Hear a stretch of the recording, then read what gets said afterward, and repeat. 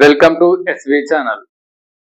దేశ రాజధాని ఢిల్లీలోని వాయు కాలుష్యానికి అడ్డుకట్ట వేసేందుకు ముఖ్యమంత్రి రేఖా గుప్తా నేతృత్వంలోని సర్కార్ కీలక నిర్ణయం తీసుకుంది. 2030 నాటికి ఢిల్లీని పూర్తిస్థాయి ఈవీ నగరంగా మార్చడమే లక్ష్యంగా కొత్త ఎలక్ట్రిక్ వాహన ఈవీ పాలసీ 2.0కి కేబినెట్ సోమవారం ఆమోదముద్ర వేసింది. లెఫ్టినెంట్ గవర్నర్ ఆమోదం తర్వాత జూలై 1 నుంచి అమల్లోకి వచ్చే ఈ కొత్త పాలసీ 2030 మార్చి 31 వరకు అమల్లో ఉండనుంది.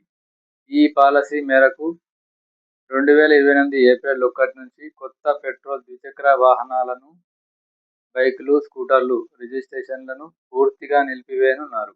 అంతకుముందే 2027 జనవరి 1 నుంచి పెట్రోల్, సిఎన్జి 3 వీలర్లు, ఆటోరిక్షా రిజిస్ట్రేషన్లు నిలిచిపోనున్నాయి. అంటే ఈ నిర్దేశిత తేదీల తర్వాత కేవలం ఈవీ ద్విచక్ర వాహనాలను మాత్రమే రిజిస్ట్రేషన్ చేస్తారు. అయితే ఇప్పటికే ఉన్న పాత పెట్రోల్ వాహనాలను వాడుకోవచ్చు. ఇక ₹30 లక్షల లోపు ఎక్స్ షోరూమ్ ధర కలిగిన ఎలక్ట్రిక్ కార్లకు 100% రహదారి పన్ను, రిజిస్ట్రేషన్ పన్నుల నుంచి పూర్తి మినహాయింపునిచ్చారు.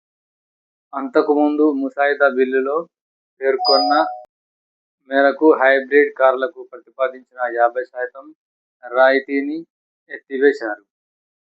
కొత్త పాలసీలో ఈవీ కొనుగోలుదారులకు భారీ సబ్సిడీలను ప్రకటించారు. ఎస్వి ఛానల్ లైక్ చేయండి, షేర్ చేయండి, సబ్స్క్రైబ్